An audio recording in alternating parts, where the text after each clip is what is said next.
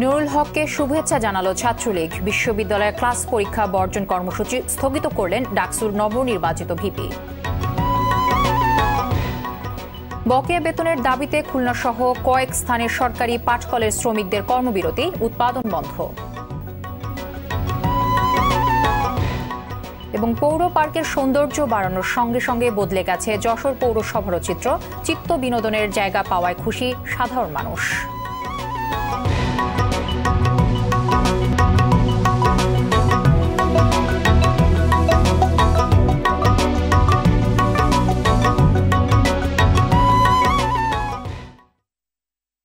আসসালামু আলাইকুম, স্বাগত আরটিভির জেলার সংবাদে। শুনছিলেন সংবাদ শিরোনাম, পুরোটা সংবাদ জুড়ে থাকছে আমি তানজিয়া জ্যোতি।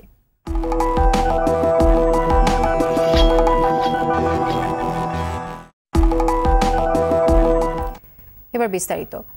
ঢাকা বিশ্ববিদ্যালয় কেন্দ্রীয় ছাত্র সংসদ ডাকসু নির্বাচনে নবনির্বাচিত ভিপি নুরুল হক নুরুকে অভিনন্দন জানিয়েছে ছাত্রলীগ। নির্বাচনের ফলাফল মেনে নিয়ে ছাত্রলীগের সভাপতি রেজওয়ানুল হক চৌধুরী শোভন সহ নেতাকর্মীরা তাকে স্বাগত জানান। এ সময় ছাত্রলীগ সহ বিশ্ববিদ্যালয়ের সব সংগঠনকে নিয়ে ছাত্রদের পক্ষে কাজ করার কথা জানান নুরুল হক। এছাড়া ক্লাস ও পরীক্ষা বর্জনের কর্মসূচি থেকে সরে আসারও ঘোষণা দেন তিনি। এদিকে ভিপি পদে পুনরায় নির্বাচনের দাবিতে উপাচার্যের বাসভবনের সামনে অবস্থানরত ছাত্রলীগের নেতাকর্মীরাও সরে গিয়েছেন। সংগঠনের সভাপতি আহ্বানে প্রায় 12 ঘণ্টা অবস্থানের পর তারা সরে যান। এদিকে পুরো নির্বাচন বর্জনের ঘোষণা দিয়ে বামজোট, ছাত্রদল ও অন্যান্য স্বতন্ত্র প্যানেলের প্রার্থীরা ঢাকা বিশ্ববিদ্যালয়ে ধর্মঘট পালন করছে। টিএসসি ও এর আশেপাশের এলাকায় মিছিল করেছে।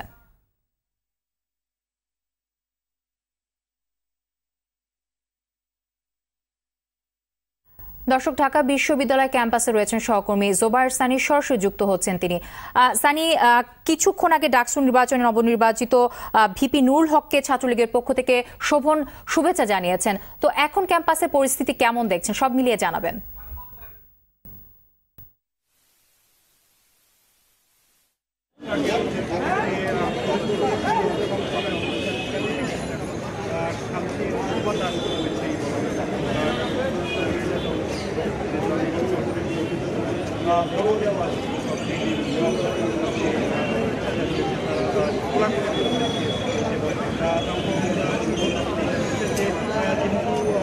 নির্বাচিত হয়েছেন, তাই সবাই মিলে একসাথে শান্তিপূর্ণ পরিবেশ বজায় রেখে তারা একসঙ্গে কাজ করার অঙ্গীকার করেছেন। এবং সেই সঙ্গে তখন সাংবাদিকদের কথা বলার সময় নবনির্বাচিত ভিপি আমাদেরকে জানিয়েছেন তারা যে আগামীকাল থেকে যে ধর্মঘটের ডাক দিয়েছেন তারা প্রত্যাহার করে দিচ্ছেন এবং সবাইকে শান্তিপূর্ণ।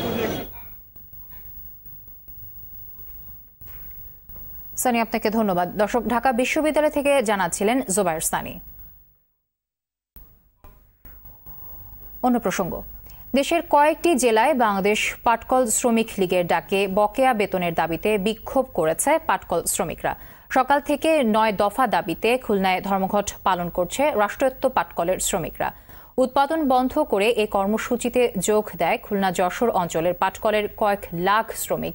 এর আগে পাট খাতে প্রয়োজনীয় অর্থ বরাদ্দ, বকেয়া মজুরি, বেতন পরিশোধ, মজুরি কমিশন কার্যকর সহ 9 দফা দাবিতে 7 দিনের কর্মসূচির ডাক দেয় বাংলাদেশ পাটকল শ্রমিক লীগ। এই কর্মসূচির অংশ হিসেবে আগামী 19 মার্চ 48 ঘণ্টা ধর্মঘট সহ রাজপথ অবরোধ কর্মসূচি পালনের ডাক দিয়েছে তারা। এদিকে চট্টগ্রামেও বিক্ষোভ করছে সরকারি পাটকলের শ্রমিকরা।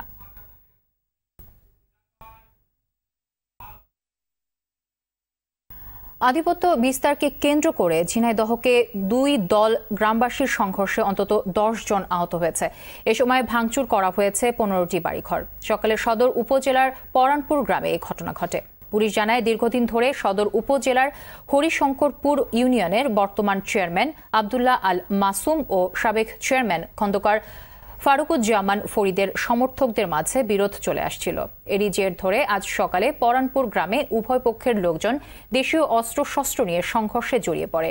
অন্যদিকে ব্রাহ্মণবাড়িয়ার বিজয়নগরে মাটি কাটাকে কেন্দ্র করে 2 পক্ষের সংঘর্ষে নারীসহ কমপক্ষে 15 জন আহত হয়েছে। আজ মঙ্গলবার সকালে উপজেলার চান্দুরা ইউনিয়নের মিরপুর গ্রামে এ ঘটনা ঘটে। 2 ঘণ্টা ব্যাপী সংঘর্ষে উভয় পক্ষের নারীসহ কমপক্ষে 15 জন আহত হয়। বেশ কয়েক বছর ধরে মাটির ব্যবসা নিয়ে মিরপুর গ্রামের দুটি পক্ষের মধ্যে বিরোধ চলে আসছিল।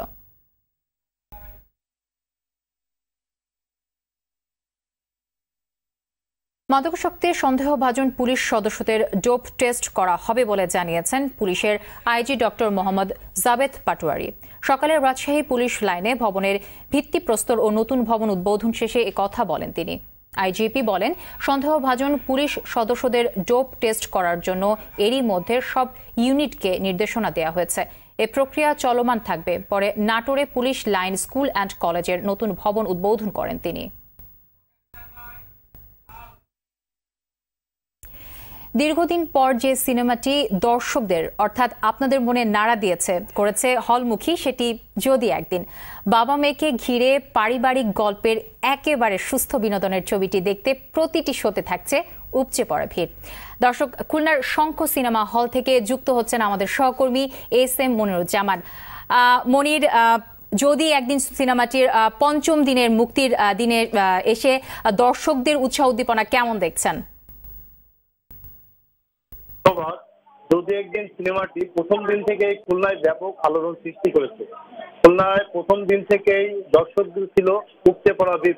খুলনায় একযোগে দুইটি সিনেমা হলে যদি একদিন সিনেমাটি চলতেছে। বেঙ্গল মিডিয়া হাউস প্রযোজিত এই যদি একদিন ছবিটি দর্শকদের মাঝে সর্বস্তরে ব্যাপক সাড়া ফেলেছে। দর্শকরা প্রশংসায় পঞ্চমুখ। এই ছবিতে প্রথমবারের মতো নায়ক হিসেবে অভিনয় করছেন সঙ্গীত শিল্পী তাওসান এবং গুরুত্বপূর্ণ চরিত্রে অভিনয় করছেন শিশুশিল্পী রাইসা। তাদের চরিত্রে অভিনয়ে খুলনাবাসী সত্যিই অভিব্যক্ত করেছেন। তারা খুবই আনন্দিত এবং একটি সামাজিক ছবি উপহার দেওয়ার জন্য বেঙ্গল মিডিয়া হাউসকে ধন্যবাদ জানিয়েছেন খুলনার দর্শক। আমার সাথে কথা হয়েছিল কয়েকজন দর্শকের হিসাবে। তারা জানিয়েছেন যে সুন্দর পরিবার নিয়ে দেখার মতো একটা ছবি দীর্ঘদিন পরে সিনেমা হলে চলায় তারা অনেকেই এসে দেখেছেন, অনেকেই যে বন্ধু বান্ধব আত্মীয় স্বজনের সাথে গল্প করেছেন, তারা আবার পুনরায় এই ছবিটি দেখতে এসেছেন। আমার সাথে কিছুক্ষণ আগেই কথা হয়েছিল দুইজন কলেজ স্টুডেন্টের সাথে। তারা বলেছেন আমাদের বন্ধুরা এই ছবিটি দেখে গেছে, তারা এই ছবিটি দেখায় সন্তুষ্টি প্রকাশ করেছেন এবং তাদের গল্প শুনেই আমরা এই ছবিটা দেখতে এসে ছবিটা আমাদের কাছে ভালো লেগেছে। তাই তারাও অনুরোধ জানিয়েছেন দর্শকদের যে পরিবার নিয়ে দেখার মতো সুন্দর একটা ছবি সিনেমা হলে এসে সবাই দেখবেন, এমনটাই তারা বলেছেন। আমার সাথে কথা হয়েছে এই সিনেমা হলের কর্তৃপক্ষের সাথে। তারা বলেছেন প্রথম দিনে যেরকম দর্শক ছিল আজও ঠিক সেরকমই দর্শক আছে, বরং প্রতিদিন দর্শক আরো বাড়ছে। দীর্ঘদিন পরে খুলনার এই সিনেমা হলে উপচে পড়া ভিড়।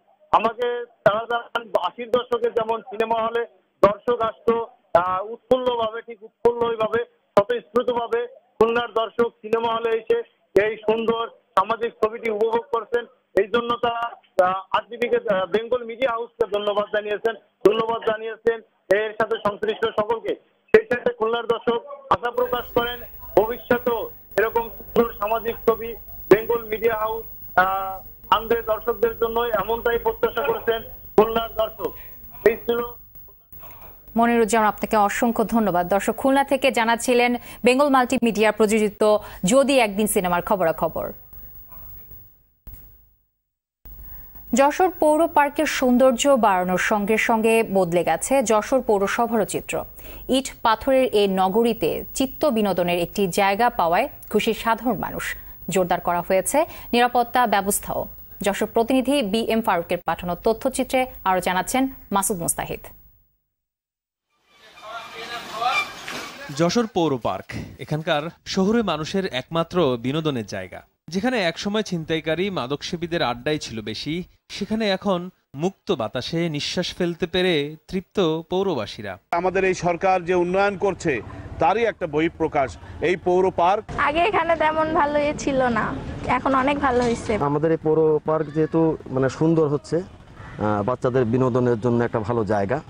এই জায়গাটা আমরা খুব আনন্দিত যশোরবাসী। মানুষের শরীর চর্চার জন্য সব সময় খোলা থাকে পার্কটি। নারকেল গাছের ছায়ায় বসে জুড়িয়ে আসে মন। বন্ধুদের নিয়ে আড্ডাটাও জমে সেই রকম। সেই পার্কে রাতের এক অন্য মাত্রায় নিয়ে গেছেন, দিনের মতো আলো হয়। যশোরবাসী আমরা গর্বিত এই পার্কটা নিয়ে। আর যশোর পুরো পার্কটা অনেক সুন্দর। এখন অনেক গার্ডও আছে, কাজে অশালীন কোনো কাজকর্ম হয় না পার্কে। নানান ফুলে সজ্জিত বঙ্গবন্ধু শেখ মুজিবুর রহমানের স্মৃতি বিজড়িত এই পার্কটি এখন শহরের মানুষের প্রাণকেন্দ্রে পরিণত হয়েছে। প্রায় ৩০ কোটি টাকা ব্যয়ে সৌন্দর্য বর্ধনে আধুনিক মানের পার্কে পরিণত হয়েছে যশোর পৌর পার্ক। অত্যাধুনিক করার পাশাপাশি মানুষের চলাচলের উপযোগী করা হয়েছে, নিরাপত্তার পর্যাপ্ত ব্যবস্থা করা হয়েছে এবং সেখানে যেসব বসার বেঞ্চগুলি দেওয়া হয়েছে সেগুলি সেই ঐতিহ্য রক্ষা করে দেওয়া হয়েছে। সাধারণ মানুষের সুবিধায় এখানে দিনের মতো রাতের বেলাও পর্যাপ্ত আলোর ব্যবস্থা করা হয়েছে। মাসুদ মুস্তাহিদ, RTV। দর্শক, জেলা সংবাদ এ পর্যন্তই। RTVর সবশেষ সংবাদ জানতে যে কোনো মোবাইল ফোন থেকে 241114 নাম্বার ডায়াল করুন। আর মোবাইল ফোনের সংবাদ দেখতে অ্যাপ স্টোর, গুগল প্লে বা উইন্ডোজ স্টোর থেকে ডাউনলোড করুন RTV অ্যাপস।